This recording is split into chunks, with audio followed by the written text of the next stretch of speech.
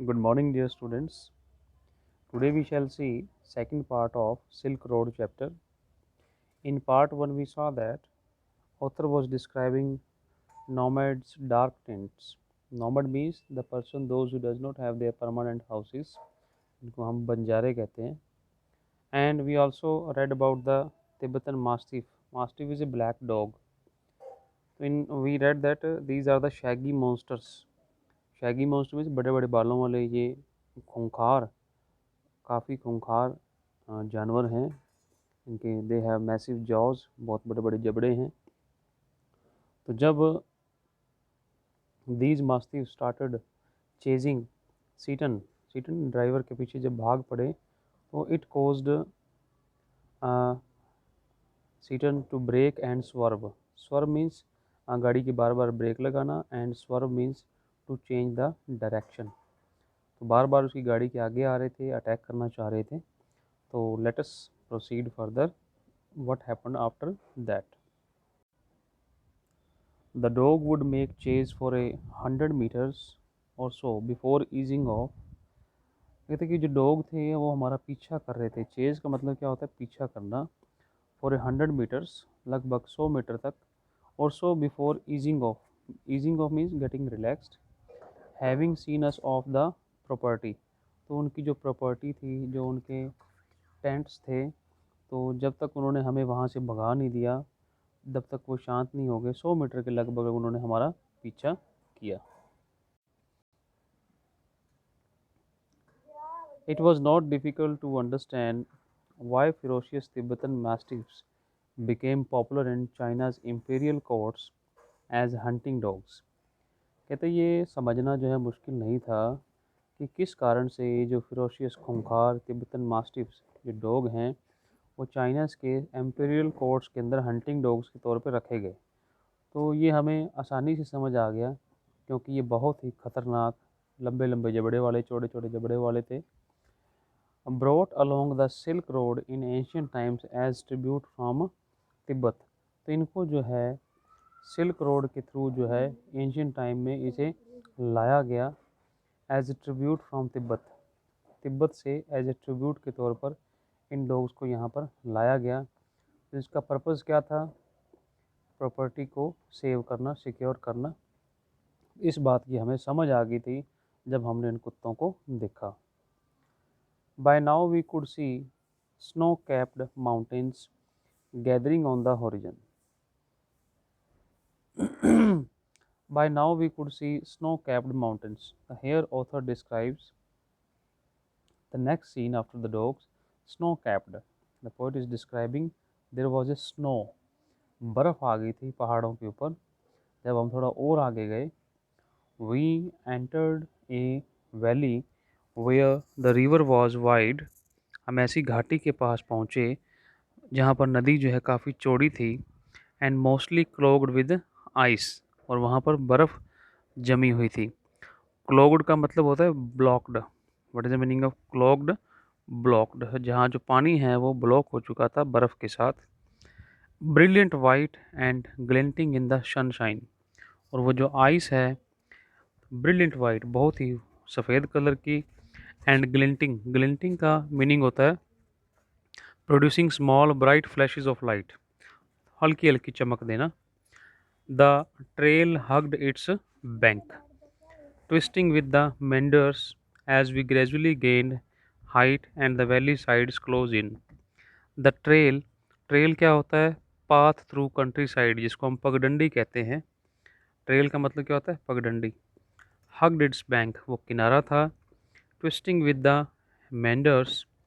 Twisting with the meanders. Meanders क्या होता है? कर्व्ड बैंक्स, मुड़े हुए तट जो होते हैं उनको मेंडर्स बोलते हैं, जहाँ से वो टर्न होता है. As we gradually gained height and the valley sides closed in. जैसे जैसे धीरे धीरे हम ऊपर बढ़ते गए तो वैली साइड जो है वो बंद हो गई, वो घाटी जो है वो आनी नज़र बंद हो गई. The turns became sharper and the ride bumpier. Further author explains कि उसके बाद जो हम जैसे पहाड़ों पे चढ़ाई करते गए वहाँ के जो टर्न हैं, मोड़ हैं, वो शार्पर होते गए. बहुत तीखे मोड़ आने लगे. एंड द राइड बम्पियर, और जो सड़क की जो ढलान थी वो बम्पियर मतलब खड्डे बहुत ज़्यादा आने लग गए थे। Seton now in third gear as we continue to climb, और सीटन जो है अब रोड बम्पियर थी तो उसने थर्ड गियर में गाड़ी चलानी स्टार्ट कर दी। The track move away from the icy river, laboring through steeper slopes that spotted big rocks daubed with patches of bright orange lichen. The track moved away from icy river. अब जो track है वो आइसी river जो हम पीछे छोड़ चुके थे, लेबरिंग थ्रू स्टीपर स्लॉप्स, अब जो है वहाँ पर स्लोप्स आ चुके थे steeper, and daubed with, that is also daubed with patches of bright orange lichen. lichen क्या होता है? वेरी स्मॉल ग्रे और yellow plant that spreads over the surface of rocks, और ग्रे और येलो कलर के प्लांट्स होते हैं। तो उसमें काफ़ी चट्टानें आने लगी, बड़ी बड़ी चट्टानें, और साइडों पर क्या थे? लाइकन, ब्राइट ऑरेंज लाइकन के पौधे थे। Further author tells us beneath the rocks hunks of snow clung on in the near permanent shade. कि अब चट्टानों के नीचे जो है हंक्स ऑफ स्नो, हंक्स क्या होता है? क्लम्सी पीसीस, पीसीस स्मॉल जो बर्फ के टुकड़े थे, clung on in the near permanent shade. I felt the pressure building up in my ears, held my nose, snorted and cleared them. और मेरे जो है कानों में प्रेशर बढ़ने लग गया। I held my nose, snorted and clear them. Snorted क्या होता है? Forced air through the nostrils making an explosive sound. कि ठंड ज़्यादा हो गई थी। We struggled round another tight bend and season stopped. उसके बाद एक टाइट बेंड जो मोड़ आ गया तो सीटन ने गाड़ी रोक दी। He had open his door, उसने अपनी गाड़ी का दरवाज़ा खोला। Jumped out of his seat before I realise what was going on. तो उसने क्या बोला? Snow, said Daniel. डैनियल ने कहा कि यहाँ तो आगे बर्फ़ है। As he too excited the as he too exited the vehicle, Daniel भी व्हीकल से बाहर निकल गया। Letting in a breath of cold air as he did so, so बाहर जो है ठंडी हवा में सांस लेने लग गया। नेक्स्ट है the author is describing the snow scene.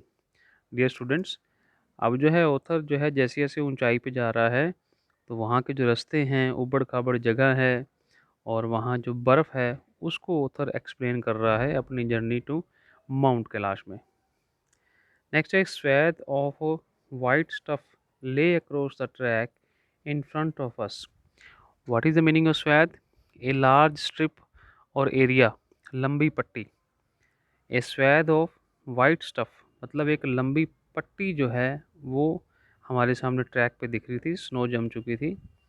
Stretching for maybe 15 metres before it petered out and the dirt trail रीअपियर्ड।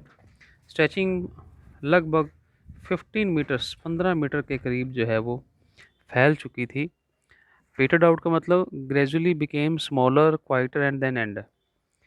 पेटर्ड out का मतलब क्या होता है? धीरे धीरे कम होते जाना और लास्ट में ख़त्म हो जाना। एंड द डर्ट ट्रेल रीअपियर्ड, उसके बाद जो मिट्टी दिख रही थी, डर्ट ट्रेल जो है वो दिख रही थी। 15 मीटर तक जो है वो बर्फ़ फैली हुई थी और उसके बाद जो है वो डर्ट दिख रही थी। The snow continued on either side of us, और हमारे दोनों तरफ जो है snow that was continued smoothening the abrupt bank and on the upslope side, smoothing smoothing the abrupt bank. What is the meaning of abrupt bank? Abrupt means steep, बिल्कुल जो किनारा जो बिल्कुल टेढ़ा खड़ा किनारा था, आगे पहाड़ जो बिल्कुल मोड़ तीखा था। एंड द अपस्लॉप साइड, अपस्लॉप साइड में जो जिसमें कोई ढलान नहीं होती। अनस्लॉप साइड का मतलब क्या होता है? इसमें कोई ढलान ना हो। The bank was too steep for our vehicle to scale, जो किनारा था वो बिल्कुल इतना खड़ा हुआ था कि हमारा जो व्हीकल है वहाँ से स्केल नहीं कर सकता था, चढ़ नहीं सकता था, उसको क्रॉस करना जो बड़ा मुश्किल था। So there was no way around the snow patch, और इस कारण से हमारे पास स्नो पैच के अलावा और कोई रास्ता नहीं था। I join Daniel as Seaton stepped on the encrusted snow and began to slither and slide forward.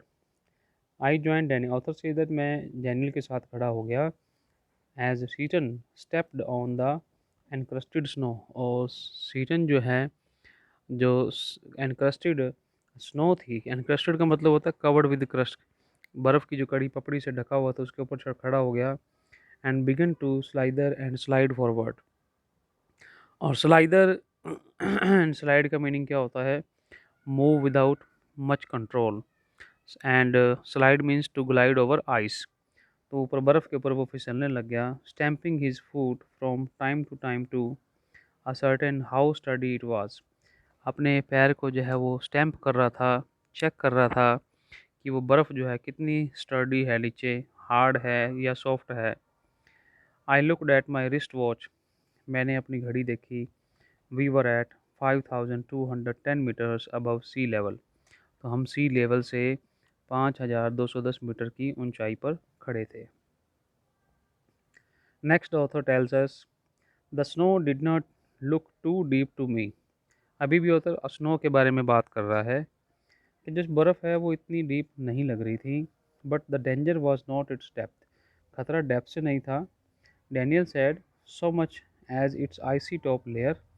If we slip off, अगर हम स्लिप हो जाते हैं, the car could turn over. If we slip off the car could turn over, गाड़ी जो है वो उल्ट सकती है। He suggested as we saw Seton grab handfuls of dirt and fling them across the frozen surface. उसने क्या किया? एज जस्टिस टीसन ने क्या किया? ग्रैब हैंडफुल ऑफ डर्ट, उसने मिट्टी उठाई and fling them across the frozen surface. तो जहाँ पर बर्फ़ जमी हुई थी उस स्नो के ऊपर उसने मिट्टी फेंक दी। We both pitched in and when the snow was spread with soil Daniel and I stayed out of the vehicle. We both pitched in का मतलब होता है ज्वाइन इन। हमने भी उसकी हेल्प की इसी काम में, उसका हाथ बटाया। Daniel and I stayed off the vehicle to lighten Seton's load. हम व्हीकल से बाहर खड़े हो गए ताकि सीटन का लोड जो है वो कम रहे। He backed up and drove towards the dirty snow. वो बैक ही बैकड अप, वो वापस आया एंड और उसने क्या किया? वहाँ से drove towards the dirty snow थी उसकी तरफ वो भागा, वहाँ पे चलाई गाड़ी उसने। Ease the car on its icy surface. और आइसी जो सरफेस थी, बर्फ़ थी, उसके ऊपर कार चलाई। Slowly drove its length without apparent difficulty. बिल्कुल धीरे धीरे गाड़ी उसने चलाई। तो बेटा यहाँ पर मिट्टी जो उन्होंने डर्ट फेंकी थी बर्फ़ के ऊपर, उसका मतलब ये है कि जब आइस के ऊपर गाड़ी चलती है तो वो स्लिप होने का ख़तरा है। तो इसलिए उन्होंने जो डर्ट थी वहाँ पर, उस डर्ट को आइस के ऊपर फेंक दिया, स्नो के ऊपर फेंक दिया, ताकि गाड़ी जो है वो वहाँ से स्लिप ना हो। 10 minutes later we stopped at another blockage। Author explains that उसके 10 मिनट बाद, उसके बाद एक और ब्लॉकेज थी। Not good sir, Seton announced as he jumped out again to survey the scene. तो बर्फ़ के वजह नॉट गुड, अच्छा नहीं है। सीटन ने गाड़ी से बाहर जंप किया ताकि वो सर्वे कर सके कि अब जो है वो आगे जो ब्लॉकेज है, मोड़ है, उसकी कंडीशन क्या है। This time he decided to try and drive round the snow. इस बार जो है उसने कोशिश की कि जो बर्फ़ है उसके ऊपर ना चलकर ड्राइव राउंड द स्नो, बर्फ़ के चारों साइडों से जो है वो निकलकर गाड़ी को आगे ले जाने की उसने कोशिश की। The slope was steep and studded with major rocks. Slope आगे जो जो ढलान थी वो बिल्कुल खड़ी थी, स्टीप थी। And studded with major rocks, और उस साइडों में चट्टानें बहुत थी।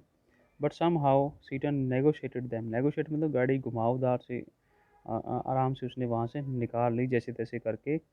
His 4 wheel drive vehicle lurching from one obstacle to the next.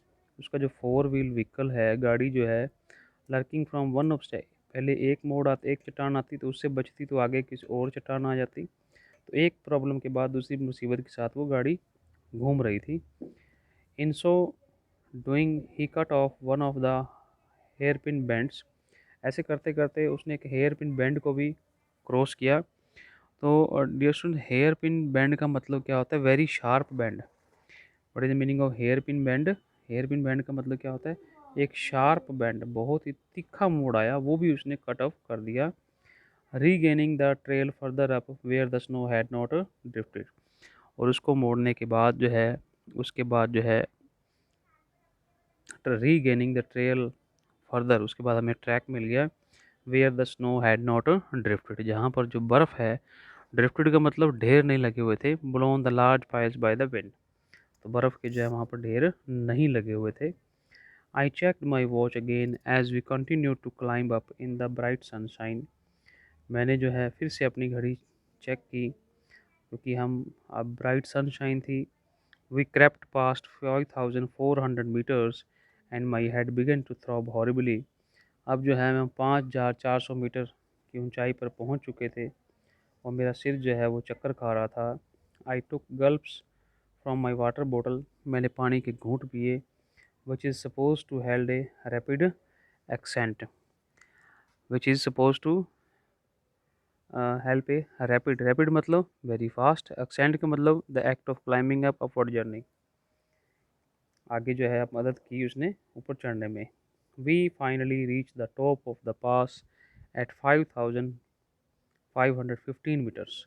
Hair the author explains his final top, कि हम जो है फाइनली टॉप पर पहुंच चुके थे। वो कितना था ऊंचाई? 5,515 metres.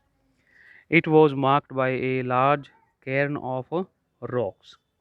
It was marked by the large cairn of rocks, festooned with white silk scarves and ragged prayer flags. So, dear student, try to understand this. What is the meaning of a cairn of rocks? Cairn of rocks क्या होता है? A pile of stones which mark a special place, such as a place where somebody is buried. किसी की कब्र को दर्शाने वाले पत्थरों का ढेर। कैर्न और रॉक्स मतलब किसी को शो करता है किसी के कब्र को, तो ऐसे पत्थरों का ढेर था जो कब्र को शो कर रहा था। Festoon with white silk scarves, उसके ऊपर जो है वाइट कलर के, फेस्टून मतलब decorated with. What is the meaning of festooned? Decorated with silk scarves, उसमें स्किल स्कार्फ्स थे। स्कार्फ्स का मतलब क्या होता है? Long narrow pieces of cloth worn round the neck और शोल्डर्स, जिसको आप अपने नेक और शोल्डर के चारों ओर डालते हो। एंड रैग्ड प्रेयर फ्लैग्स, और वहाँ पर जो है रैग्ड मतलब ओल्ड एंड टोन, फटे पुराने जो है वो झंडे भी वहाँ पर पड़े हुए थे। We all took a turn around the cairn, हमने जो है उसके चारों ओर कैरन जो कब्र बनी हुई थी एक राउंड दिया। In a clockwise direction as is the tradition, जो परंपरा थी हमने उन कब्र के चारों ओर चक्कर काटा। And Seton check the tyres on his vehicle, Seton ने अपनी गाड़ी के टायर चेक किए।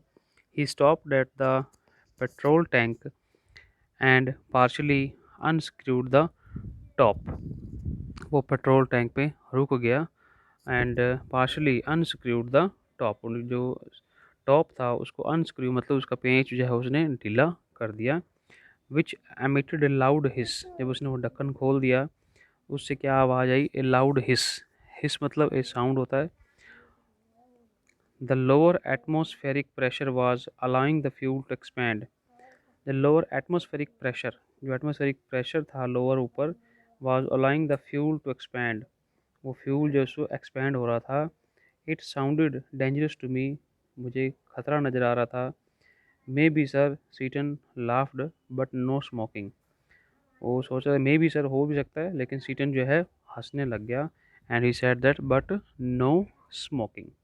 सो dear students, we have read up to this.